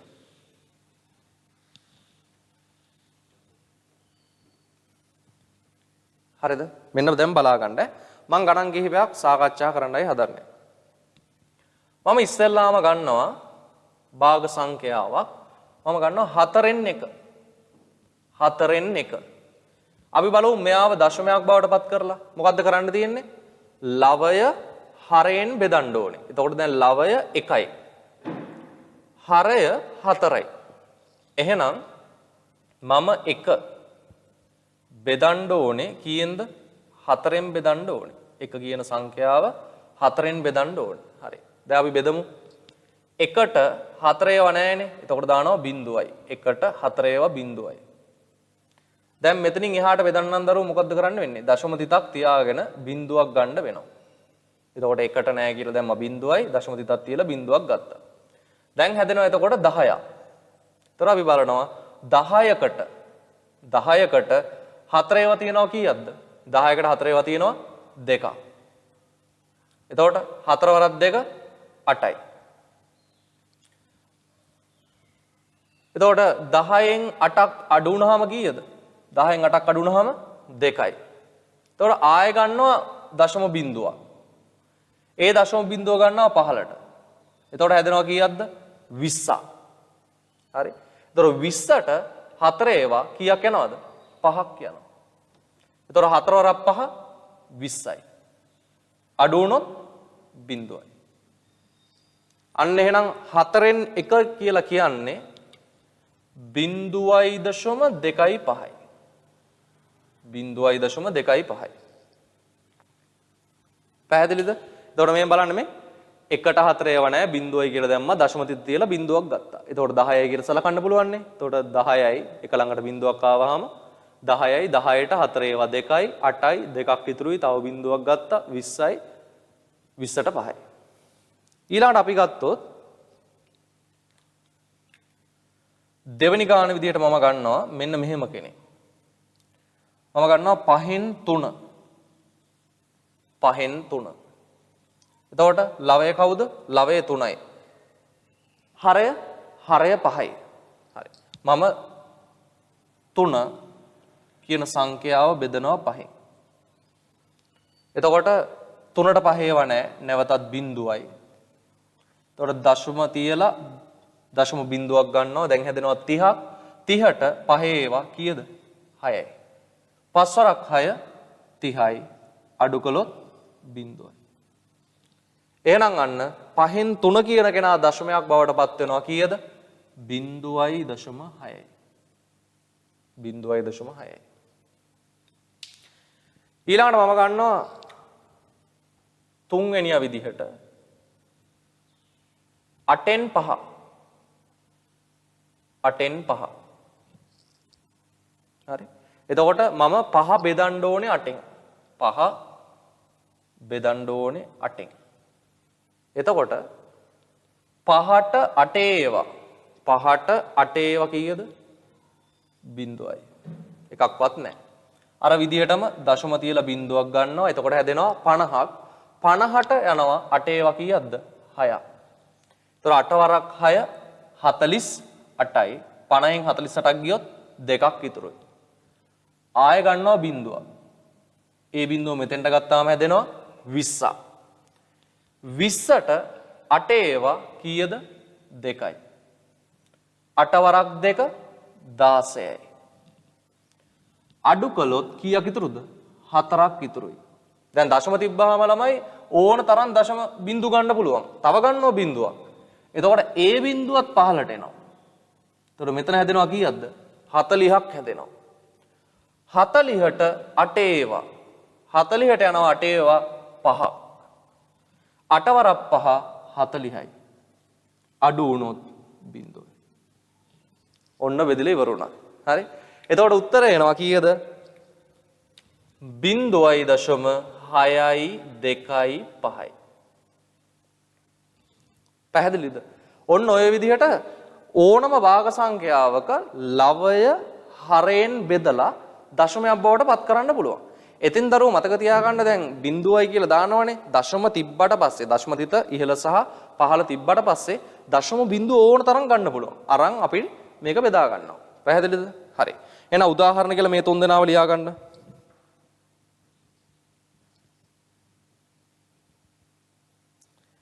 දැන් මේ ඕගොල්ලන්ට එක එක අයට එක එක ටයිම් යනවනේ. ඒ හින්දා වීඩියෝ එක නතර කරලා දරුවෝ ওই ටික ලියන්න. හරිද? මම වඩා කැමති ඉතින් ඕගොල්ලෝ තනියෙන් ඕක බෙදලා ওই විදිහටම උත්තර ගන්නවනම් තනියෙන් බෙදන්න. තනියෙන් බෙදලා බලන්න ඕගොල්ලෝ හැදුවා හරිද කියලා මං හදපු ගානත් එක්ක සංසන්දනය කරලා. හරි. එහෙනම් දැන් ඕක ලියාගෙන ඉන්න. ඕක ලියලා ඊළඟ කොටසත් එක්ක එකතු වෙන්න.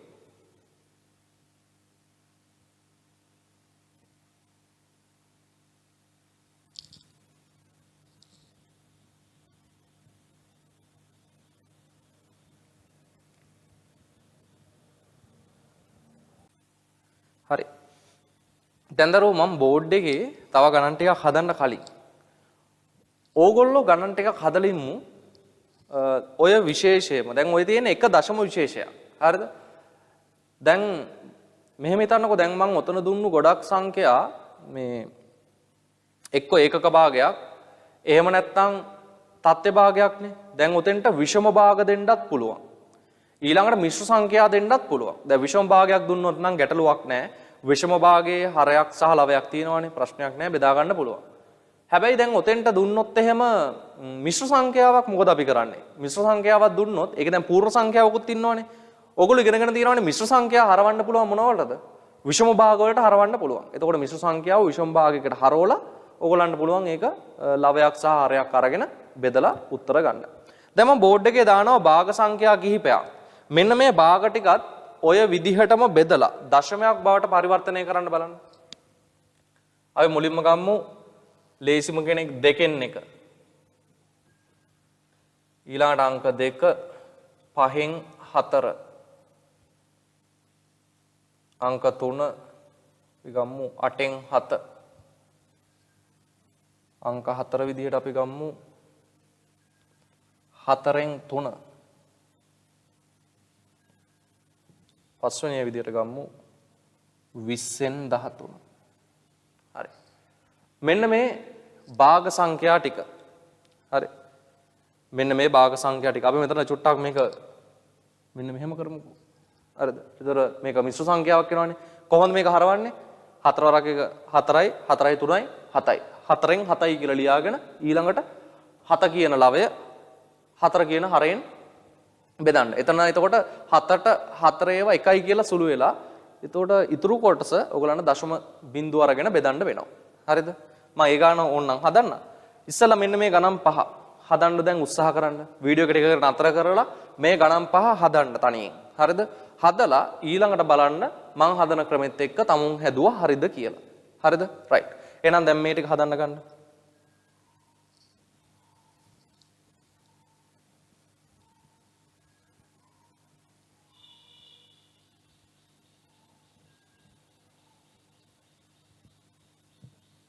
රයිට්.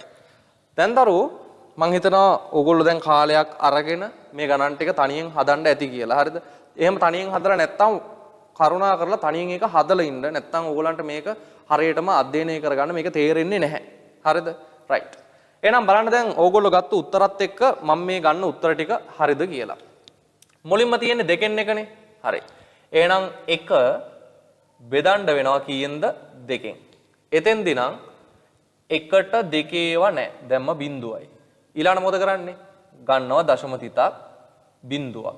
එතකොට හැදෙනවා මේ බිංදුවත් එක්ක එක ගත්තාම 10ක්. 10ට 2 ඒවා 5යි. දෙවරක් 5 10යි.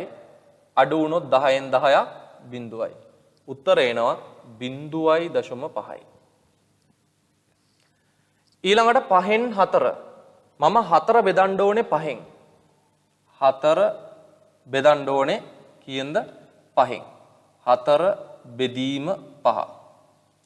එතකොට 4ටත් 5 ඒවා නැහැ බිංදුවයි. ඒතර දශම තිතක් තිබ්බා. ගත්ත දශම බිංදුවක්. එතකොට හැදෙනවා 40ක්. 40ට 5 ඒවා 8යි. 5 වරක් 8 40යි. 40න් 40ක් බිඳුවයි. අන්න දශමය එනවා 0.8යි. ඊළඟට තියෙනවා 8න් 7. 8න් 7. 8න් 7 සුළු කරන්න ගියොත් මෙන් බලන්න. එතකොට මට 7 බෙදන්න වෙනවා 8න්. 7ට 8 ඒවා නෑ බිඳුවයි. දශම තියලා බිඳුවක් ගත්තා 70යි. 70ට ගන්න පුළුවන් 8 වරක් 8 64යි. ඉතුරු වෙනවා 6ක්. මේ 6ට තව දශම බිඳුවක් ගත්තොත් හැදෙනවා මෙතන 60ක්. 60ට යනවා 8 ඒවා 7ක්. 8 වරක් 7 56යි. ඉතුරුයි 4ක්. තව දශම බිඳුවක් ගන්නවා 40යි. 40ට 8 ඒවා 5යි. 8 වරක් 5 40යි. 40න් 40ක් බිඳුවයි. උත්තරය එනවා 0.875යි. තර මේ ගාන හදනවා නම් අර ඉස්සලා කිව්වා වගේ මේක විෂම භාගයක් කරන් ඉන්න වෙනවා. 4 වරක් 1 4යි 4යි 3යි 7යි. එතකොට එනවා 4න් 7යි කියලා. දැන් 7 බෙදන්න ඕනේ 4න්. එතකොට අපි 7 බෙදුවොත් 4න් 7 බෙදීම 4. එතන නම් දරුවෝ 7ට 4 ඒවා තියෙනවා එකක්. 4 වරක් 1 4යි. අඩු කළොත් 3ක් ඉතුරුයි. දශම තියලා බිඳුවක් ගත්තොත් හැදෙනවා 30ක්. 30ට 4 ඒවා යනවා කීයක්ද? 7ක්. 4 වරක් 7 28යි. ඉතුරුයි 2ක්. තව ගන්නවා දශම බිඳුවක් මෙතෙන්ට ගත්තොත් 20යි. 20ට 4 ඒවා 5යි. 4 වරක් 5 20යි. 20න් 20 බිඳුවයි. එහෙනම් පිළිතුර එනවා මෙතන 1.75යි. 1.75යි. මෙතෙන්දී 20න් 13 20 වරක් පාඩන්න නැත්නම් කොහොමද හදාගන්නේ? දෙවරක් පාඩන්නේ. දෙවරක් වල අගට බිඳුව දාගෙන ගිය ගමන් මොකද වෙන්නේ? 20 වරක් හැදෙනවා. එහෙනම් එතනින් ගන්න පුළුවන් කෙලින්ම 20 වරක්. හරිද? right. එහෙනම් එතෙන්දී 13 බෙදන්න වෙනවා කීයෙන්ද? 20න්. එතකොට 13 බෙදීම 20. 13ට 20 ඒවා නෑ බිඳුවයි. එහෙනම් දශම 30ක් තිබ්බා ගත්ත බිඳුවක්. ඊළඟට හැදෙනවා 130ක්. 130ට 20 ඒවා. ඒක හිතන්න මෙහෙමයි. 13ට 2 ඒවා කීයද? 6යිනේ. එතකොට 13ට අගට බිඳුවක් දැම්මාම 130යි. එතකොට දෙකට අගට බිඳුවක් දැම්මාම 20යි. එහෙනම් 20 ඒවත් යන්නේ 6ම තමයි. එතකොට දෙවරක් 6 12යි නම් 20 ඒවා 6ක් 120යි. ඉතුරු වෙනවා 10ක්. දැන් ගන්නවා තව දශම බිඳුවක්. එතකොට හැදෙනවා 100ක්. 100ට 20 වෙනවා කීයක්ද? 5ක්. 20 වරක් 5 100යි. අඩු කළොත් බිඳුවයි. දැන් එහෙනම් එන උත්තරේ 0.65යි. පැහැදිලිද දරුවෝ? දැන් ඔන්න ඔය විදිහට තමයි භාග සංඛ්‍යාවක් මොකක් බවට පරිවර්තනය වෙන්නේද? දශම සංඛ්‍යාවක් බවට පරිවර්තනය වෙන්නේ. එතෙන්දි කරන්නේ මොකද්ද? ලවය අපි බෙදනවා කාගෙන්ද? හරයෙන්. දැන් බලන්න දැන් ඉස්සෙල්ලා හදපු උදාහරණ තුනක් හැදුවා අපි. දැන් මෙතන ගණන් 5යි, ඊටු ගණන් 8ක් හැදුවානේ. දැන් බලන්න මම වෙනස් ගණන් කිහිපයක් ගන්නවා. මෙන්න මේ ගණන් වල වෙනස්කම බලන්න දැන් ඔය හදපු ගණන් එක. හරිද? මම ගන්නවා භාග සංඛ්‍යාවක්. මම මේක වෙනම ගාණක් විදියට හදන්නම්. අංක 1 කියලා අරන්. මම ගන්නවා 3න් 1. 3න් 1. ඔන්න දැන් හොඳින් බලා ගන්න. එතකොට දැන් මේක දශමයක් කරන්න නම් මම 1 බෙදන්න ඕනේ 3න්. එතකොට 1ට 3 ඒවා නැහැ බිඳුවයි. දශම තියලා ගන්නවා බිඳුවක් හැදෙනවා 10ක්. 10ට 3 ඒවා යනවා 3ක්. එතකොට 3 වරක් 3 9යි. මොකද වෙන්නේ? ඉතුරු වෙනවා ආයෙ එකක්. හරි? ආයෙ ගන්නවා දශම බිඳුවක්. ගත්ත 15ට. ආයෙ හැදෙනවා කීයක්ද? ආයෙ හැදෙනවා 10ක්. එතකොට 10ට 3 ඒවා ආයෙ 3යි. 3 වරක් 3 ආයෙ 9යි. ආයෙ මොකද වෙන්නේ? ආයෙ එකක් ඉතුරුයි. හරි. හරි ජොලියට හද හද ගිහ හැකි ඉතින්. ආයෙ මොකද කරන්නේ? ආයෙ ගන්නවා බිඳුවක්. ආයෙ ගන්නවා මෙතෙන්ට. ආයෙ හැදෙනවා කීයක්ද? 10ක්. 10ට 3 ඒවා ආයෙ 3යි. 3 වරක් 3 ආයෙත් 9යි. අඩු කළාම එකක් ඉතුරුයි. දැන් මට කියන්නකෝ ඕක අද ඉවර වෙයිද? අපෝ නෑ. හරි. මැරණකම් හැදුවත් ඕක එකක් ඉතුරු වෙනවා. හරිද? ඒ නිසා මොකද වෙන්නේ කියන්නකෝ? මේක බෙදලා ඉවර කරන්න වෙන්නේ නැහැ. අන්න ඉස්සෙල්ලා ඇව්වා බලන්න ඉස්සෙල්ලා හැම භාග සංඛ්‍යාවකම දශමය මොකද උනේ? බෙදිලා ඉවර වුණා. එක්ක එකකින් නැත්තම් දෙකකින් නැත්තම් තුනකින් හරි කමන්නේ. බෙදිලා ඉවර වුණානේ. දැන් මොකද වෙන්නේ? දැන් එහෙම බෙදිලා ඉවර වෙන්නේ නැහැ. මේ බලන්නකො මේ තව ඉවරත් නැහැනේ. ඕනනම් ආයෙ බිඳුවක් ගන්න පුළුවන්. ඉතින් වෙනසක් වෙන්නේ නැහැ. 10ක් ඇදෙනවා 9ක් වෙනවා එකක් ඉතුරු වෙනවා. ඕකම තමයි දිගින් දිගටම යන්නේ. එතකොට අපි ඕක ලියද්දි මෙහෙම ලියමු. 0.3 ওই විදියට ඉදිරියට එනවා කියලා පෙන්නන්න මෙන්න එහෙම අගට තිත් 3ක් දැනට දාගම්මුකෝ. හරි. රයිට්. එතකොට දැන් ඔහොම වෙනවා.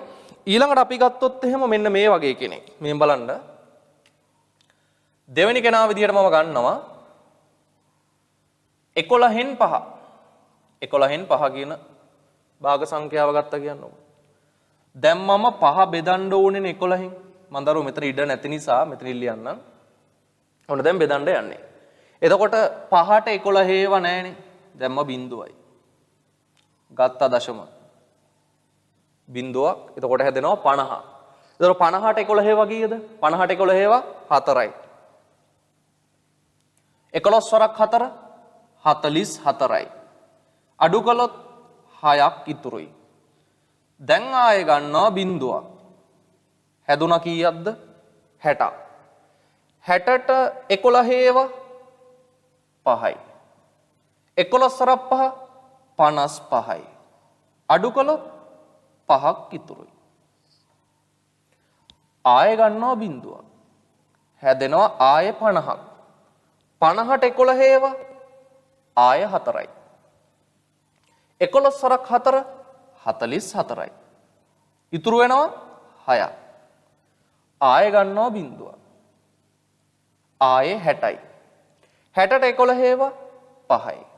11 වරක් 5 55යි. ආයෙ ඉතුරු වෙනවා කීයක්ද? 5ක්. දැන් මොකද උනේ එතනදී? එතෙන්දිත් දරුවෝ අර වගේමයි නේද? මොකද වෙන්නේ?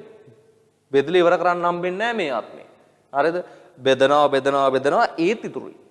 වෙන කරන්න දෙයක් ඇත්තෙම නැහැ. දැන් ඉස්සෙල්ලා නම් මොකද උනේ? ඉස්සෙල්ලා නම් තුනේ ඉලක්කම විතරයි එක දිගට එන්න ගත්තේ. දැන් මොකද වෙන්නේ? දැන් 0.45යි 4යි ආයෙ බෙදුවොත් ආයෙ 4යි 5යි. ඔහොම තමයි දිගටම එන්නේ. එහෙනම් මෙයාගේ උත්තරේ 0.45 ඔහොම එනවා. ඔන්න එයා. හරි?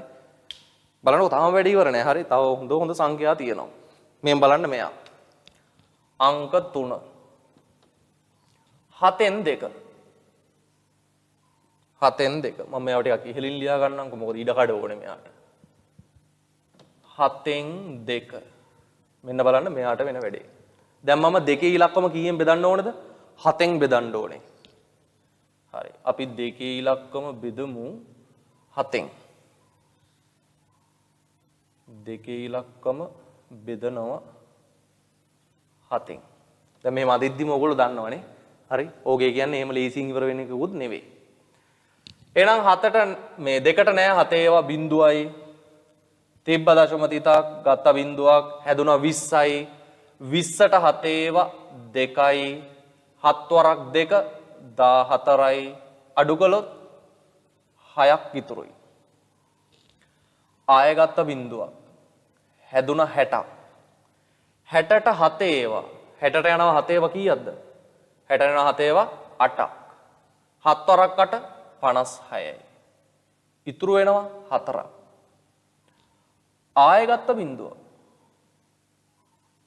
40යි. 40ට 7 ඒවා 5යි. 7 වරක් 5 35යි. ඉතුරුයි 5ක්. ආයෙ ගන්නවා බිඳුව. දැන් දශම බිඳුව ඕන තරම් ගන්න පුළුවන් දන්සල වගේ හරි. තව ගන්නවා. ඉතින් හරි ඉතුරු වෙන ගානේ ගන්නවා. ආයෙ හැදෙනවා 50ක්.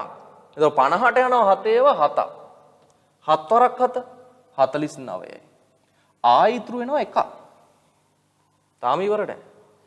ආයෙ ගන්නවා බිඳුවක්. ආයෙ බිඳුවක් ගන්නවා. 10යි. 10ට 7 ඒවා 1යි. 7 වරක් 1 7යි. ඉතුරුයි ආයෙ 3. ආයෙ ගන්නවා බිඳුවක්. හරි දැන් ඔච්චරනේ කරන්න පුළුවන් වැඩේ. හරිද? ආයෙ ගන්නවා බිඳුවක්. අන්න 30යි. 30ට යනවා 7 ඒවා 4ක්. කීයද? 28යි. ආයෙ ඉතුරුයි 2.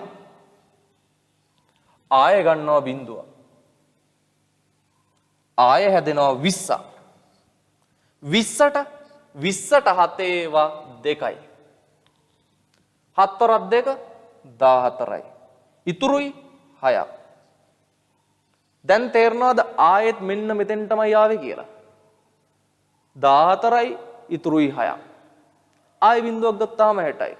56යි. ඉතුරුයි 4ක්. මුන්න ආසාවට බෙදාගෙන යන්න. මට ඊට මදි. එහෙනම් උතනින් නතර කරනවා. හරි? මොකද වෙන්නේ කියන්නකො? 2 8 5 7 1 4 කියලා ඇවිල්ලා ආයෙ 2 ආවනේ. ආයෙ එනවා 8 5 7 1. ආයෙ එනවා 2 ආයෙ එනවා 8 5 7 1. මෙතෙන්දී ආව 1 ඉලක්කමයිනේ. මෙතෙන්දී ඉලක්කම් 2යිනේ. අතෙන් දෙනවා ඉලක්කම් කීයක්ද? 2යි 4යි 6ක්. 6ක් එක දිගට එහෙම්මම එනවා. හරි? හරි ෂෝක් නේද? හදන්නත් හිතෙනවානේ.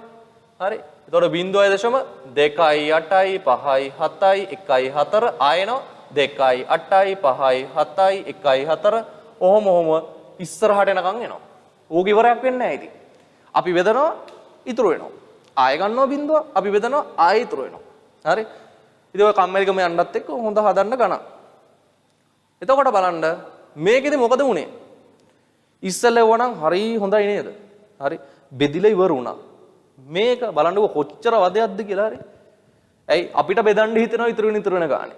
අපි බිඳුව අරන් බෙදනවා. හැබැයි මොකද වෙන්නේ? තව ඉතුරු වෙනවා. එතකොට දරුවෝ මෙන්න මේ භාග සංඛ්‍යාවලදී ලැබෙන දශම බලන්නකො මෙව්ව අවසානයක් නැහැ. හරිද? ඔන්න ඕක තමයි දශම වල ප්‍රධාන වෙනස්කම. මතකද මෙන්න මෙහෙම වචනයක් දශම ස්ථාන. මොනවද දශම ස්ථාන කියන්නේ? දශම ස්ථාන කියලා කියන්නේ දරුවෝ දශම තිතෙන් පසුව යෙදෙන සංඛ්‍යාවලට. අර අපි ඉස්සෙල්ලා කතා කරපු ගණන් වල දශම ස්ථාන ගාන හරියටම කියන්න පුළුවන් කීයද කියලා. ඇයි බෙදලි ඉවර වෙනවනේ. එතකොට එක්ක 1යි. 0.6යි කියලා ආවේ. එතකොට 6 විතරයිනේ තියෙන්නේ. එක්කෙනයි. නැත්තම් අර 11 ගානක් දුන්නේ. 11න් කීයද කියලා. එතන ආවේ දෙන්නෙක්නේ. එතකොට 11න් ගාන නෙමෙයි. 8න් හරි 4න් හරි. 4න් 3 දුන්නානේ. 4න් 3 එකක්. එතකොට ඒක ආවනේ 0.75යි කියලා. එතකොට එතන දශම ස්ථාන 2යි. ඊළඟට 8න් 7ක් වගේ දුන්නානේ. එතන දශම ස්ථාන කීයක් ආවද? 3 දෙනෙක් ආවා. හරියටම දශම ස්ථාන ගාන කියන්න පුළුවන්. අන්න ඒ වගේ අයට කියන්නේ දරුවෝ අන්ත දශම කියලා. අන්තයක්. ඒ කියන්නේ කෙලවරක් තියෙනවා. ඒකයි අන්ත දශම කියලා කියන්නේ. මේගොල්ලෝ ගැන මොකද කියන්නේ? මේගොල්ලන්ට කෙලවරක් නැහැ. මෙතනින් නතර කරන්න පුළුවන්ද? බෑනේ. ඕන්න තව බෙදාගෙන යන්න පුළුවන්. ඒත් කෙලවර හම්බෙයිද? ඒත් නෑ. මං අර කිව්වේ මැරෙනකම් බෙදුවත් අන්තිම හුස්ම යනකොටත් මොකද වෙන්නේ? එකක් ඉතුරුයි. හරිද? එච්චර තමයි වෙන්නේ. ඒ නිසා මෙන්න මේගොල්ලන්ගේ දශම ස්ථානවල ඉවරයක් නැහැනේ. දශම ස්ථාන දිගටම යනවා. මේගොල්ලන්ට කියන්නේ දරුවෝ අනන්ත දශම කියලා. අන්ත දශමයි අනන්ත දශමයි. පැහැදිලිද වෙනස්කම? අර ඉස්සෙල්ලා එකේ මොකද වෙන්නේ? දශම ස්ථාන ගන්න හරියටම කිව්ව හැකි. දශම ස්ථාන 1කින් ඉවරයි. එහෙම නැත්නම් දශම ස්ථාන 2කින් ඉවරයි. එහෙම නැත්නම් දශම ස්ථාන 3න් ඉවරයි. හරියටම කියන්න පුළුවන්. අර 20න් 13 එහෙම අපි ගත්තේ 0.6යි 5යි කියලා ආවේ. එතකොට මේගොල්ලන්ගේ මොකද වෙන්නේ? මේගොල්ලන්ගේ එහෙම කියන්න බෑ. මේගොල්ලන්ගේ දශම ස්ථාන ගාන ඉතින් මොකද වෙන්නේ? කසුන් කල්හාරගෙන් තමයි හම්බ වෙන්නේ. අනන්තෙදි තමයි හම්බෙන්නේ. හරිද? එතකොට මෙන්න මේ වගේ දශම වලට කියනවා මොකක් කියලාද? අනන්ත දශම කියලා කියනවා. පැහැදිලිද දැන් වෙනස්කම? රයිට්. එහෙනම් දැන් මෙයා ඒවත් ලියා ගමු. ලස්සනට බෙදන්න ඕනේ. මෙතන ගන්න පිටුවක් විතර. තව බෙදන්න ඕනේ රටි කියන කම. හරි? හරි. මේ ටික ලියා ගන්නද? දැන් අර මෙතනත් මේ මට දැන් ආයේ ඊළඟ කොටස ටක් ගාලා පටන් ගන්න ඕනේ. එහෙනම් වීඩියෝ එක නතර කරලා පැහැදිලිව හොඳට වෙලාව අරගෙන මේ ටිකේ තේරුම හරියටම තේරුම් අරන් ගණන් ටික බෙදලා ඉන්න. රයිට්. පටන් ගමු.